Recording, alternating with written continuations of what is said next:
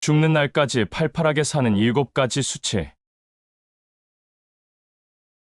99세까지 팔팔하게 살다가 이틀 앓고 3일째 죽는다는 뜻을 기억하기 좋게 숫자로 만들어 놓은 것을 998823사라고 하죠. 건강 측면에서 보면 이렇게 살다 세상을 떠나는 게 제일 축복받는 인생이라고 합니다.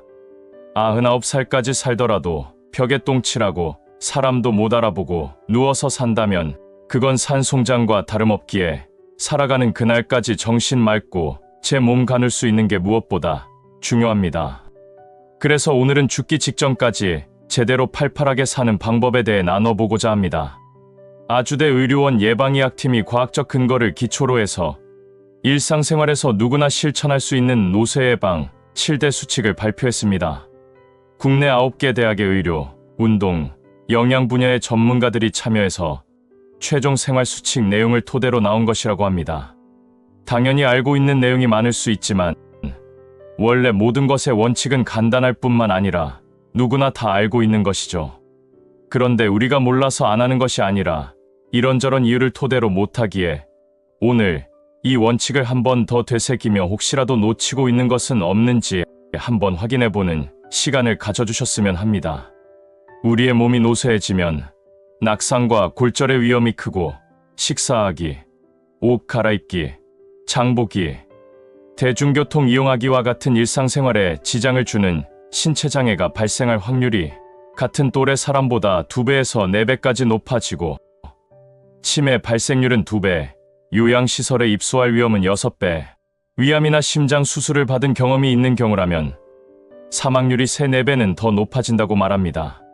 지금 우리가 노쇠해지고 있는지 아닌지 그걸 알 수 있는 증상으로는 평소에 쉽게 지치고 기력이 없거나 물건을 쥐는 힘이 약해지거나 행동이 힘들고 느려져 바깥 활동을 잘 안 하게 되는 것들이 있습니다. 전문 의료진들은 나이 듦과 노쇠와는 크게 연관이 없다고 합니다. 물론 나이가 들면 노화는 피할 수 없지만 노쇠해지는 것은 예방이 가능하고 특히 하루라도 빨리 건강할 때 건강한 생활 습관을 유지하고 만성질환을 잘 관리해야 한다고 하죠. 그 예방법에 대해서는 앞서 말한 대로 기본적인 7가지 수칙이 있습니다. 첫 번째 수칙은 건강한 마음을 다스리는 것입니다.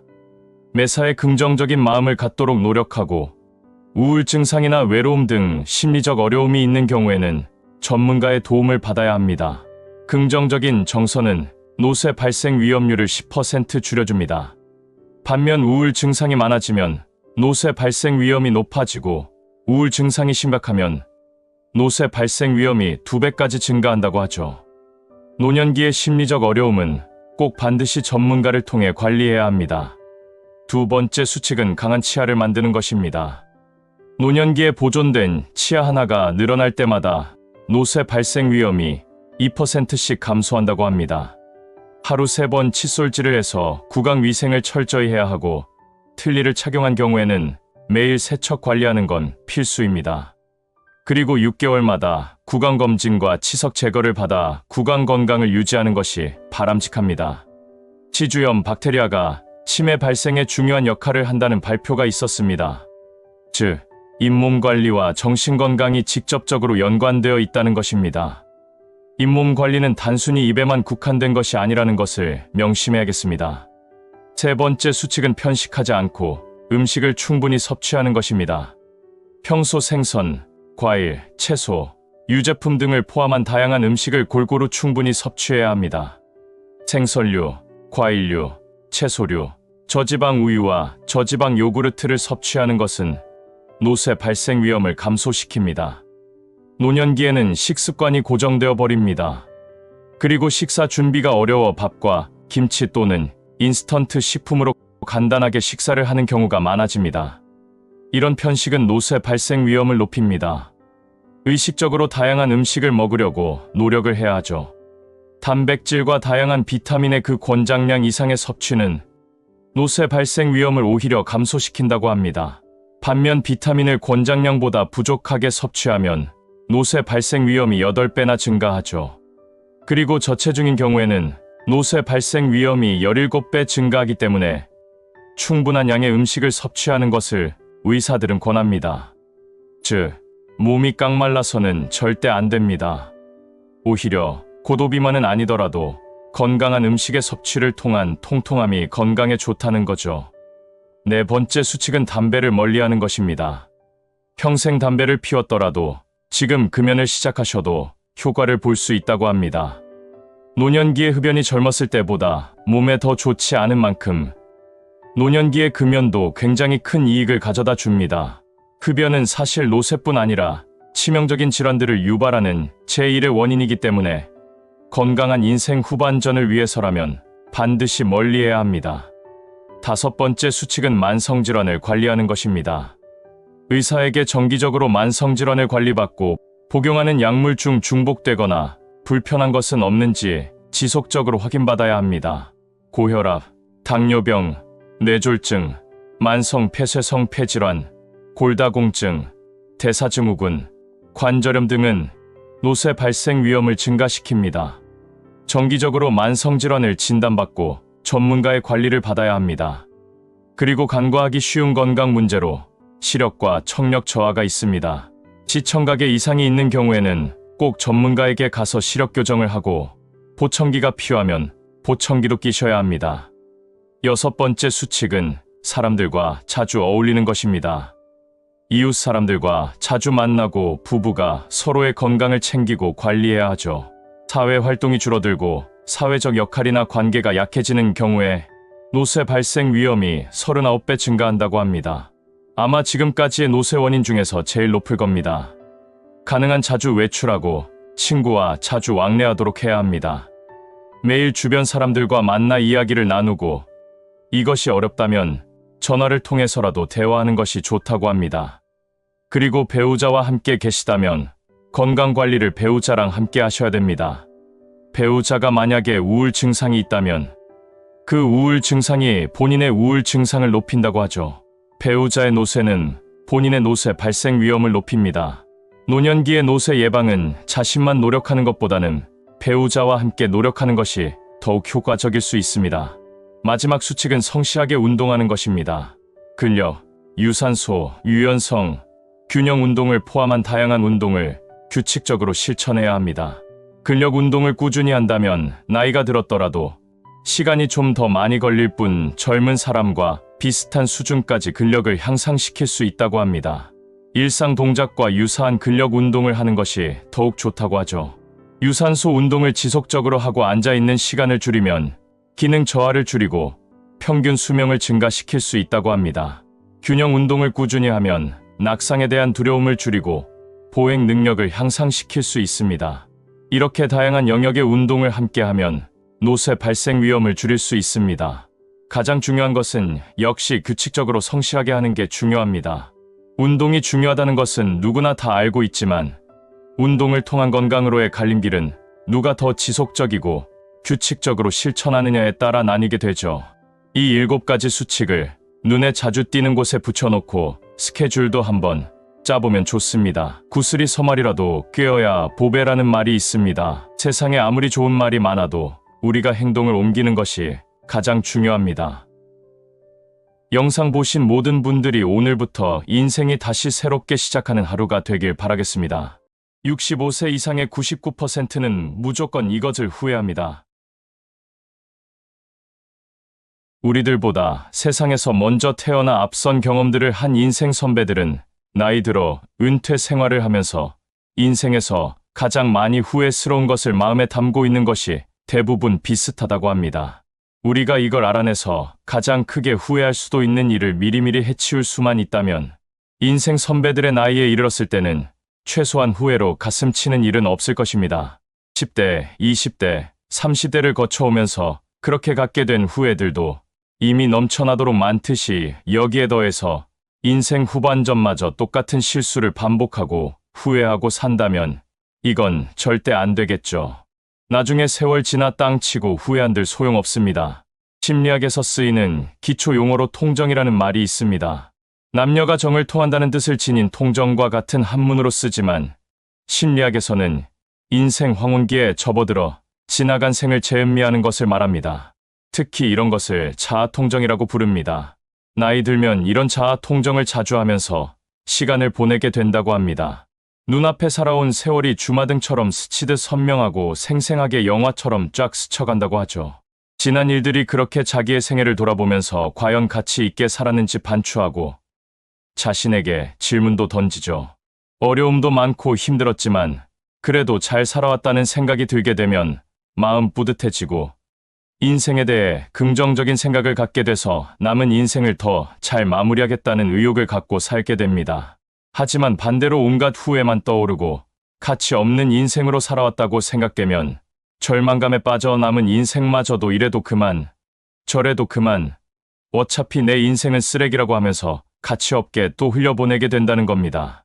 그래서 후회 없이 잘 사는 것은 지금 현재를 위해서도 중요한 일이지만 앞으로 인생을 정리하는 시기에도 큰 영향을 미치고 중요한 의미를 갖게 되는 일입니다. 그래서 한순간 한순간 허투루 보내지 말고 알차게 살아야 하는 이유가 여기에 있습니다. 미국 코넬대에서 인간 생태학을 연구하는 칼 필레머 교수는 은퇴 생활을 하는 65세 이상의 1,500명과 인터뷰를 통해 조언과 지혜를 수집했습니다. 그리고 당신의 삶을 되돌아봤을 때 가장 후회하는 것이 무엇인지에 대해서 질문을 던졌습니다. 인터뷰에 응했던 황혼기를 보내고 계신 분들이 어떻게 답했을까요? 가장 많은 답변으로 나온 것은 바로 쓸데없이 걱정하는 것으로 시간을 낭비하는 것이었습니다. 아직 일어나지도 않았고 일어나지 않을 개연성이 상당히 높음에도 하게 되는 쓸데없는 걱정과 또 일어난다고 해도 우리가 어떻게 해볼 도리가 없는 능력 밖의 일이거나 불가항력적인 일에 대한 지나친 걱정으로 인생에서 제일 소중한 자원인 시간을 허투루 보낸 것을 사람들이 가장 많이 그리고 가장 크게 후회하는 것으로 꼽았습니다. 여러분들도 잘 아시겠지만 걱정의 대부분은 실제 일어나지도 존재하지도 않는 상황에 대한 것들입니다. 걱정을 사서 하는 사람들은 상당한 스트레스를 받으며 생활합니다. 그래서 두통을 달고 살죠. 시도 때도 없이 떠오르는 자신과 가족에게 벌어질 부정적인 생각과 그 끔찍한 상황 때문에 불안증을 겪으며 한시도 편할 날이 없습니다. 그렇게 걱정에 걱정을 하며 사는 분들이 있습니다. 하지만 신기하게 그런 사람들도 1년 전, 2년 전 어떤 걱정을 그렇게 했는지 잘 기억이 나지 않습니다. 같은 걱정인 것 같기도 하고 또 아닌 것 같기도 하죠. 사실은 쓸데없는 것들이기 때문에 기억이 나지 않는 겁니다. 걱정의 특징은 한 가지 걱정을 갖게 되면 또 다른 걱정을 키우고 점점 나쁜 상황을 떠올리며 불안으로 떨게 한다는 것이고 또 하나는 대부분의 걱정이 실제로 벌어지지 않고 그냥 시간과 함께 사라져 버린다는 겁니다. 그러는 동안 우리는 가장 소중한 시간만을 까먹게 되는 것이죠.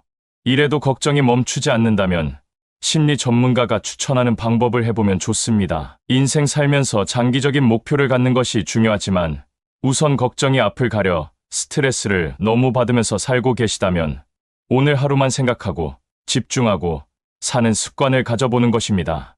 내일 일은 생각도 하지 말고 걱정도 말고 오늘 내가 해야 할 일에만 집중하는 겁니다. 잡념이 끼어들 틈을 주지 말고 현재에 온 정신을 가두는 겁니다.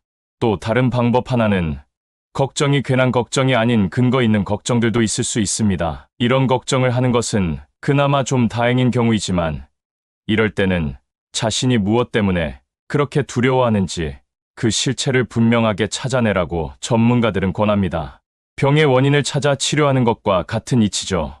그렇게 걱정의 실체와 합당한 이유를 알게 되었다면 이제부터 걱정만 하지 말고 계획을 세워서 하루하루 행동으로 실천해 나가면 말 그대로 걱정이 성장과 발전을 이끄는 원동력의 역할을 하게 되는 겁니다. 예를 들어 지금 다니는 직장이 불안하고 어느 날 갑자기 명예퇴직이라도 덜컥 시킬까봐 그게 걱정이시라면 그냥 걱정에 걱정만 하지 말고 이번 기회에 아주 퇴직 걱정 없는 직업을 찾아보는 겁니다. 이렇게 하신다면 걱정이 신바람으로 바뀌게 될 겁니다.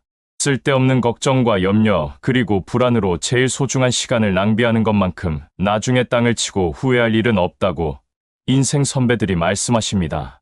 영상을 보신 모든 분들이 지금 이 시간부터는 괜한 걱정 싹 날려버리고 소중한 시간을 지금을 위해서 잘 사용하시길 바라겠습니다. 나이 들수록 마음이 평안해지는 5가지 방법. 세상이 많이 복잡하고 쓸쓸합니다. 나이는 들면 들수록 상처를 많이 받습니다.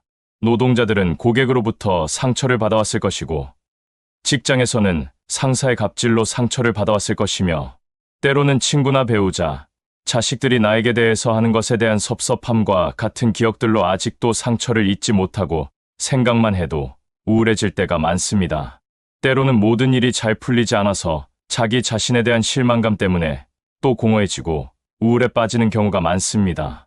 뿐만 아니라 나이가 들어서 이제 노후가 되면 죽음이 앞에서 어른거리는 것이 실감날 때가 있고 하나씩 하나씩 모든 게 다 떠나기 시작합니다. 돈도 떠나고 사람도 떠나고 점점 세월도 떠나고 다 떠나는 것에 대한 실망감, 그 다음에 공허함, 상실감이 또 마음을 아프게 하면서 더욱더 우울함에 빠져버립니다. 이것을 술로 해결하거나 심지어는 낙담이 점차 심해지면 극단적인 선택을 머리에 떠올리는 사람들도 자주 볼 수 있죠. 이제는 마음을 스스로 추스려야 됩니다. 이 세상에 나를 진심으로 위하고 나를 위로해 줄 사람은 나밖에 없습니다. 그것을 솔직히 인정하는 것부터 시작입니다. 나 자신을 스스로 위로해야 합니다. 정신분석학자들이 공통적으로 말하는 나이가 들수록 스스로를 위로하고 다스리는 5가지 방법에 대해서 오늘은 나눠보고자 합니다. 첫 번째, 정리하기. 과연 내가 무엇 때문에 우울한 것인지, 요즘 왜 이렇게 방황하는지, 왜 마음이 아픈지, 마음의 평화를 찾지 못하고 있는 것을 냉정하게 찾아야 합니다. 스스로를 분석해보는 것입니다. 과연 가족들이 나에게 섭섭하게 되어서 쓸쓸한 것인지, 아니면 친구의 배신 때문에 쓸쓸한 것인지, 과연 무엇이 나를 이렇게 방황하게 하는 것인지 분석하고 정리해보자는 것입니다. 그래서 그것들을 명확하게 찾고 버릴 것은 버려야 됩니다. 그것을 자꾸만 움켜쥐려고 한다면 스스로를 나락으로 떨어뜨리게 만들고 맙니다.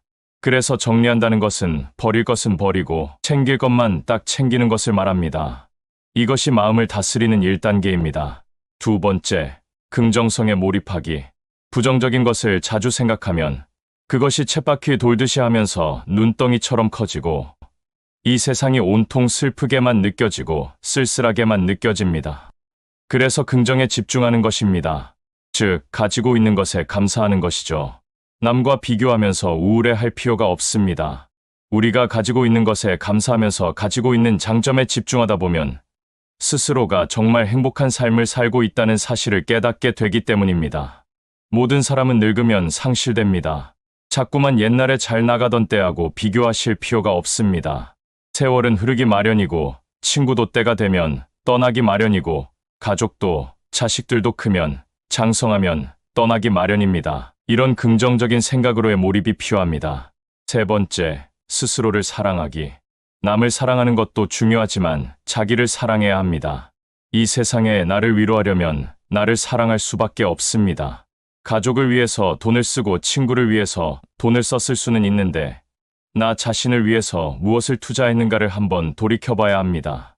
맛있는 것도 먹고 멋있는 옷도 좀 사입고 평소에 하고 싶었지만 어떻게 될지 모르는 미래를 위해 절약하고 신경 쓰느라 못했던 것을 해야 합니다. 우리 자신을 위해서 투자하면서 우리 스스로를 사랑해야 합니다. 어떻게 보면 가장 중요한 단계죠. 네 번째, 스스로에게 최면을 건다. 긍정성에 몰입하는 것과 비슷합니다. 우리 스스로에게 계속해서 행복한 말을 던지는 거죠. 이 정도면 잘 살았다. 내 인생이 멋있다. 나 정도면 괜찮다라는 등 스스로에게 던지는 말은 실제가 됩니다. 그런 말들이 쌓이고 쌓이면 실제로 이루어진다고 합니다. 말이 내 행동과 생각을 변화시키니 내 스스로가 정말로 그런 사람이 되고 혹은 그렇게 되기 위해 무의식적으로 노력하기 때문이죠. 다섯 번째, 밖에 나간다. 돌아다님으로써 우울함, 쓸쓸함, 배신감을 털어버릴 수 있습니다. 그냥 이유 없이 걷고 여유가 있다면 여행을 가는 것도 나쁘지 않습니다. 외국 여행이 아니라도 국내 여행지는 수도 없이 많습니다. 대한민국 내에서도 우리가 평생 살면서 못 가본 곳이 가본 곳보다 훨씬 많습니다. 심지어는 서울에 수십 년을 살았어도 가보지 않은 서울이 훨씬 많죠. 밖에 나가고 세상을 보는 것 자체로 아름다움을 느끼고 긍정이 눈에 담깁니다. 이 세상을 사는 것에 대한 재미와 흥미는 당연히 뒤따라오게 되겠죠. 그렇게 함으로써 쓸쓸함과 우울함을 털어버릴 수 있고 다시 용기를 얻을 수 있습니다. 이렇게 우리는 스스로를 위로하고 마음을 보살펴야 합니다. 이 5가지 단계를 차례대로 이루어 나가다 보면 언젠가 잔잔한 강물처럼 흔들리지 않고 어떤 것에도 동요되지 않는 평안한 마음 상태를 만들며 살아가실 수 있습니다. 오늘 영상을 보신 모든 분들의 마음이 항상 평안하시기를 진심으로 바라겠습니다. 의사들이 강조한 건강하게 오래 사는 4가지 법칙. 나이 90이 되면 어떤 모습일까 한 번쯤은 생각해 본 적이 있을 겁니다. 미국의 콜로라도 의과대학의 베라 박사는 자신의 경험을 토대로 말하기를 우리 대부분은 적어도 90세까지 살 수 있는 기회를 갖고 있다고 말합니다. 모두가 90세까지 산다가 아니라 90세까지 살 수 있는 기회를 가졌다는 말이죠. 누구는 그 기회를 잘 살려나갈 수 있을 것이고 또 다른 누구는 스스로 그 기회를 발로 찰 수도 있습니다. 90세까지 살아서 뭘 하냐 하는 분들도 계실 텐데 그건 우리가 정말 모르고 하는 말일지도 모릅니다. 우리 어렸을 적을 생각해보면 우리 부모님 나이가 50, 60이 됐을 때 저 나이가 되면 사는 즐거움이 있긴 한가. 꿈이라는 말은 전혀 어울리지도 않았으며 미래를 계획할 필요도 없는 노인이라고 생각했을 겁니다.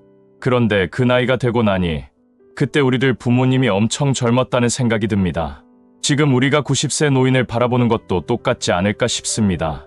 우리가 90세 노인을 생각하면 하루하루 돌아가실 날만 손꼽아 기다릴 것으로 아무렇지도 않게 생각하지만 또 우리가 그 나이 돼 보면 그런 삶이 전혀 아니라는 것을 알게 될 수도 있습니다.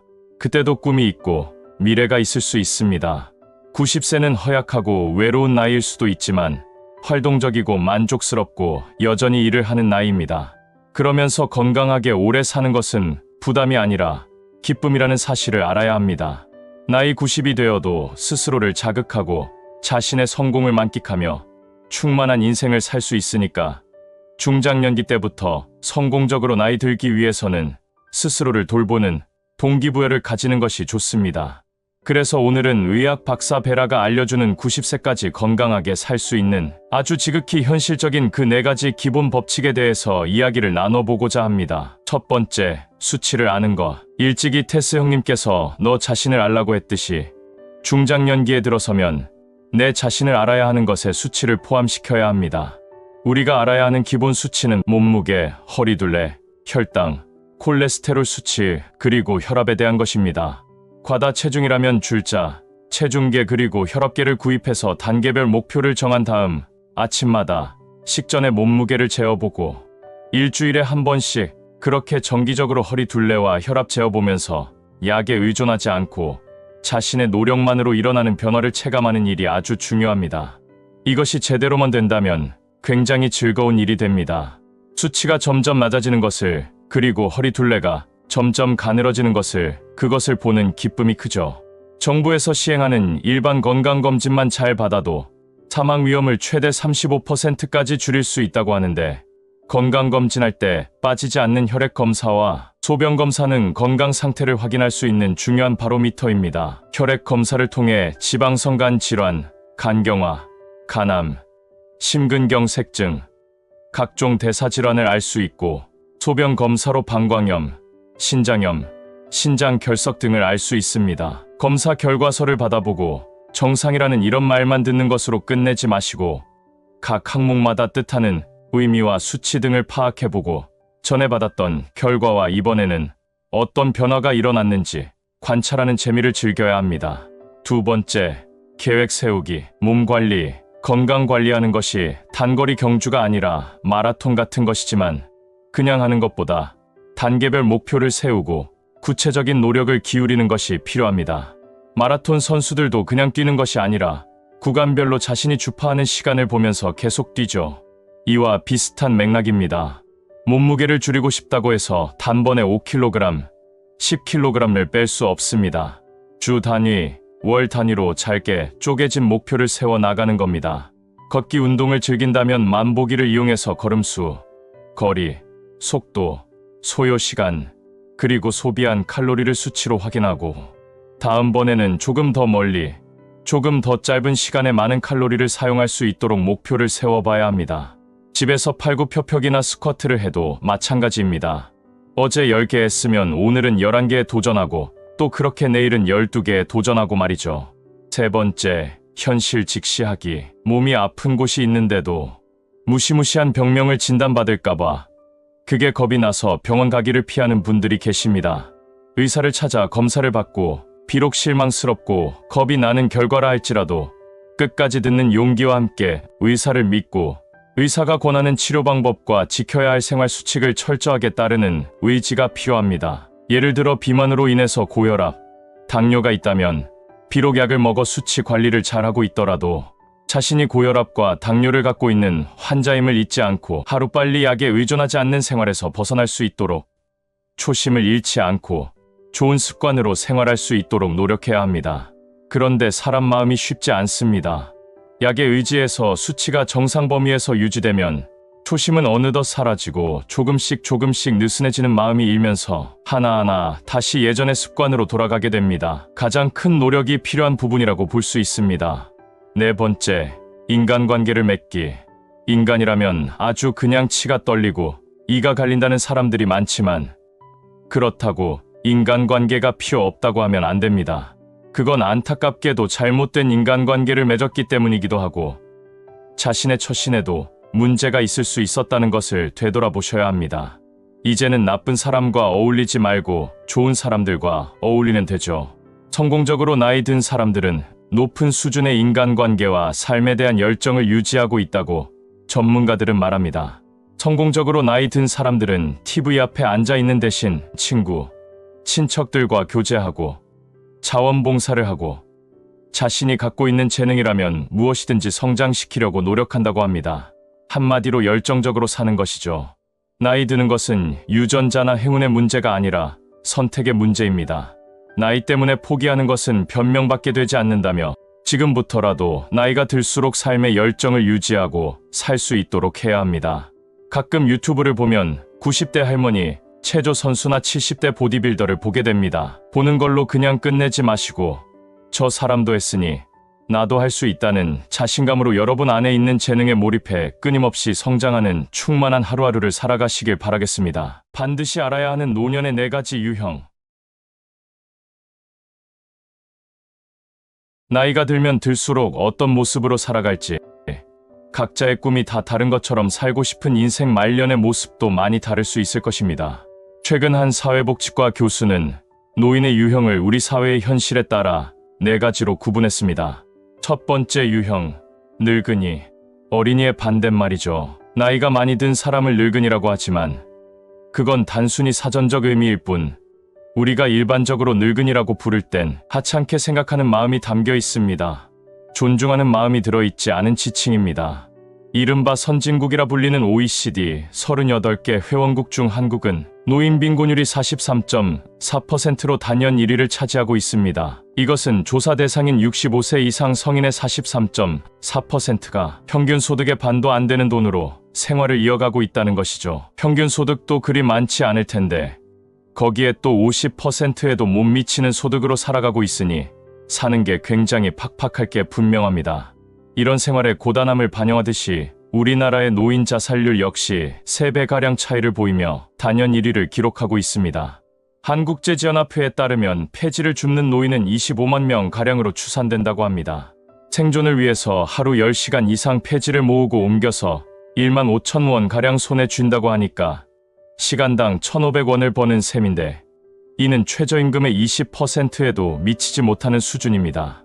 당장 먹고 사는 문제가 발등에 부리다 보니 우리 모두가 노년 생활로 꿈꾸고 있는 한 인간으로서의 내면적 성장이나 여가를 보내기 위한 취미생활, 친구들과의 교류 등은 먼 나라 얘기가 되고 맙니다. 질병 앞에서 비용 때문에 적절한 치료도 받지 못하고 돌봄의 대상으로 사회적 짐으로 인식됩니다. 그래서 이런 처지 때문에 우리 사회에 부담만 안겨주는 잉여인간, 2등 국민 취급을 받기도 합니다. 안타까운 일이죠. 우리나라 노인 인구의 절대다수가 또 곧 은퇴를 앞둔 예비 노인 인구의 절대다수가 생존 문제에 직면해 있는 이 유형에 속할 가능성이 상당히 높다고 전문가들은 경고합니다. 노후 준비가 제대로 안 돼 있기 때문이죠. 두 번째 유형, 어르신. 어르신이라는 말에는 존중하는 마음이 담겨 있습니다. 앞서 말씀드린 유형으로 불리는 늙은이하고는 어감부터가 확연히 차이가 납니다. 길에서 마주친 할아버지, 할머니를 부르는 어르신이란 호칭과도 내용면에서는 차이가 있습니다. 어르신에 해당되는 사람들의 경제적인 상황을 보면 아주 많은 재산을 소유했다기보다는 자가주택이 있고 월급처럼 매월 꼬박꼬박 들어오는 수입이 있으며 부족하다 싶은 생활비를 보충하기 위해 퇴직 이후에도 일을 하고 있는 동시에 자신의 경력을 살려 조그맣게라도 봉사활동을 합니다.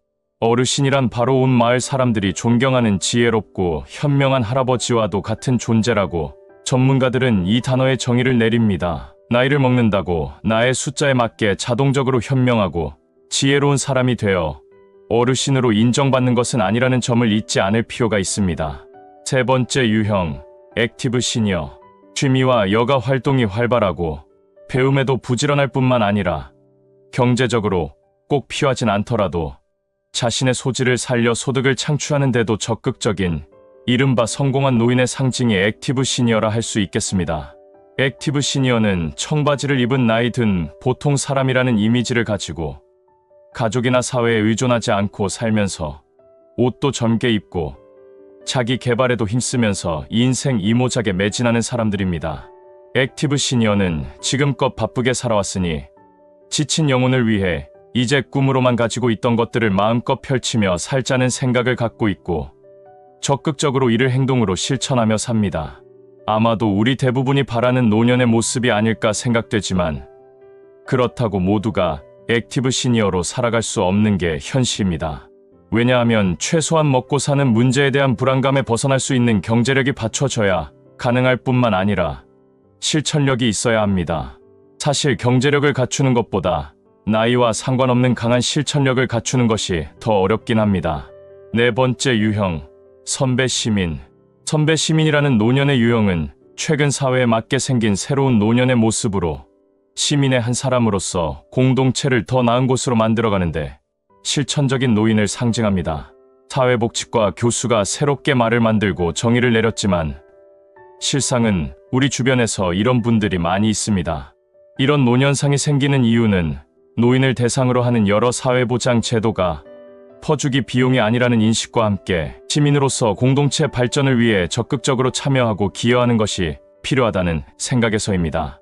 예를 들면 아침에는 초등학교에서 등교 도우미를 하고 오후에는 복지관에서 노인들과 여러 가지 사회 문제들에 대한 의견을 나누며 집에 오는 길에는 이곳저곳을 다니면서 쓰레기를 줍는 사람들을 의미합니다. 이는 아주 낯설고 생소한 모습이 아니라 우리 주변에 이렇게 봉사활동을 하는 분들을 많이 볼 수 있습니다. 공동체 이론으로 더 나은 공동체를 상상하고 변화시키고자 실천하는 노인들이 점점 늘어가고 있는 추세라고 합니다. 이 선배 시민은 학력이나 재력, 경력, 재능과는 상관없이 누구나 뜻과 의지만으로 될 수 있다고 합니다. 그렇다는 말은 어떠한 환경보다는 나의 의지가 제일 중요하다는 말입니다. 우리는 나이가 들수록 어떤 노년으로 살아가야 할지 고민이 많습니다.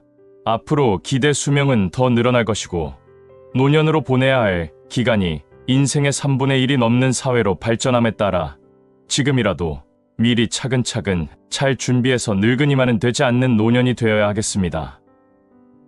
오늘 영상을 보신 모든 분들이 멋있는 노년을 보내시길 진심으로 바라겠습니다.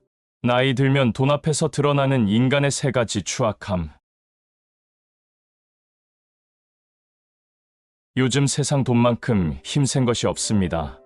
그래서 돈이 최고라는 말이 초등학생 입에서도 서슴없이 나오는 것이고 만인에게 평등하다는 법도 없는 사람에게는 더없이 가혹하고 있는 사람에게는 한없이 너그럽습니다.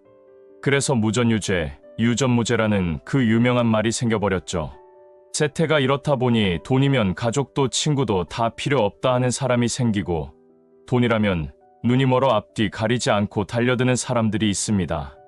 특히나 없던 사람이 돈을 벌게 되면 제일 먼저 차 바꾸고 친구 바꾸고 나중에는 아내도 바꾼다는 말이 있듯이 돈은 사람을 변화시키고 또 돈을 통해 그동안 숨겨져 있던 사람의 본질이 드러나기도 합니다. 그래서 오늘은 돈 앞에서 사람이 어떻게 자신의 밑바닥을 드러내게 되는지 여러분들과 이야기 나눠보려고 합니다. 세상을 지배하고 있는 돈 앞에서 인간으로서의 자존감을 잃지 않고 살고 싶으시다면 오늘 영상 끝까지 함께해 주시기 바랍니다. 개같이 벌어 정승같이 쓰라는 말이 있습니다. 간 쓸게 빼놓고 오만 더러운 걸 다 참아가면서 모으고 아끼고 잘 굴려서 부자가 된 후에 돈 쓸 때는 훌륭하게 써야 한다는 가르침이겠습니다만 천만의 만만의 말씀이죠. 평생 노점을 하며 모은 돈을 장학금으로 기부하는 분들이 간혹 계시긴 하지만 엄밀하게 말해서 이분들이 큰 부자가 되신 건 아닙니다. 정말이지 젊은 시절 있는 고생 없는 고생 다 해서 그 돈을 끌어모아 수십억, 수백억 자산가가 된 분들 중 상당수가 없는 사람에게 더 모질게 대하고 베풀며 살기보다는 여전히 탐욕을 감추지 않고 돈에는 아주 지독한 수준으로 살아가는 모습을 볼 수 있습니다. 돈의 노예가 되어버린 것입니다. 수십억, 수백억 같은 큰 돈 앞에서만 사람이 변하는 게 아니라 상대적으로 적은 돈 앞에서도 본질이 낱낱이 드러나기 마련입니다. 돈 앞에서 드러나는 인간의 밑바닥 첫 번째는 바로 지출 영수증을 보면 마음이 향하고 있는 것을 알 수 있다는 것입니다. 내 자신이 어떤 인성과 품격을 지녔는지 보여주는 것은 많이 있습니다. 대개는 말이나 어투, 옷차림, 태도 등을 통해 한 사람을 파악할 수 있습니다만 이런 것들은 남에게 잘 보이기 위해 얼마든지 꾸밀 수가 있죠. 특히 말은 본심과 상관없이 상대의 마음을 사기 위해서 얼마든지 듣기 좋게 말할 수 있습니다. 하지만 돈은 그렇지 않습니다. 돈을 마음이 없는 곳에 허투루 쓰는 사람은 없기 때문입니다. 아무리 돈이 많은 사람이라도 마음 가지 않는 것에 돈을 쓰는 법은 절대 없습니다. 내가 갖고 싶은 것, 내가 사랑하는 것, 내가 필요한 것에 돈을 쓰게 되어 있습니다. 남을 위해 돈을 썼더라도 그 상대에게 마음이 갔기 때문에 밥 한 끼라도 사는 것이죠. 그래서 돈을 쓴 지출 영수증을 모아서 쭉 살펴보면 그 사람의 마음이 어디로 향하고 있는지 알 수 있겠습니다. 배우자의 행동이 의심스러우면 가장 눈여겨보게 되는 것이 있습니다. 배우자의 핸드폰을 제일 먼저 살펴보겠지만 그 다음으로는 아마도 신용카드 지출 내역일 겁니다. 그 지출 내역을 쭉 보다 보면 이 사람의 마음이 어디에 쏠려 있는지 다 나타나기 마련입니다. 여러분은 요즘 어디에 마음을 쓰고 계십니까? 지출 영수증을 한번 살펴보면 생각지도 못했던 자신의 마음이 향하고 있는 것을 발견할 수도 있겠습니다. 두 번째는 바로 억눌렸던 욕망이 드러나고 증폭된다는 것입니다. 사람에게는 저마다 본성이 있습니다. 타고난 본성도 있을 것이고 성장하는 과정에서 이런저런 환경의 영향을 받으며 후천적으로 길러진 본성도 있겠죠. 그 속에는 좋은 욕망도 있고 또 나쁜 욕망도 한켠에 자리 잡고 있습니다. 씨앗도 여러 환경이 맞아떨어질 때야 비로소 싹을 틔우듯이 우리의 본성과 욕망 또한 그렇습니다. 대개 인간의 본성과 욕망은 돈을 만나면서 우리 내면 속에서 꽁꽁 묶여있던 사슬을 끊고 오랜 잠에서 깨어나 비로소 그 모습을 드러나게 됩니다. 그래서 돈 좀 벌었다는 친척이나 친구가 확 변하는 모습을 볼 수 있는 것도 이와 같은 이유에서입니다. 돈 좀 벌었다고 남 앞에서 거들먹거리고 없는 사람 업신여기고 가르치어들고 바람 피우고 배우자 우습게 아는 그런 사람들이 있습니다. 돈이 없어서 그동안 하지 못했던 본성 속의 욕망과 욕구들이 드디어 돈을 만나면서 마구 표출되는 것입니다. 그전까지 아무리 겸손했고 상냥했고 가정적이었다 하더라도 그건 그저 돈이 없어서 본성이 억눌려 있었을 뿐입니다. 돈이 사람을 망쳤다고 하지만 본성이 발현되어 드러났다고 그렇게 봐야 합니다. 원래 그런 사람이었다는 것이죠.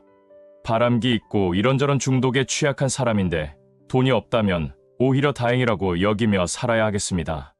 부자가 아니기에 긴장 늦추지 않고 하루하루 열심히 살아가야 하는 지금의 상황 때문에 올바른 사람으로 살아갈 수 있는 것이고 행복한 가정을 그나마 유지하며 살 수 있는지도 모르기 때문입니다.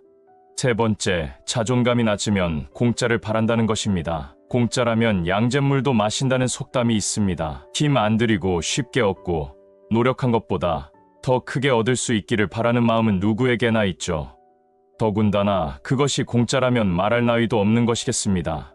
하지만 공짜 점심은 없다는 말처럼 세상에 공짜는 없는 법이고 반드시 언제고 그 대가를 치르게 되어 있습니다. 뻔히 나중에 크게 대가를 치를 수 있다는 것을 알면서도 돈 앞에서 양심을 저버리는 사람들이 있습니다.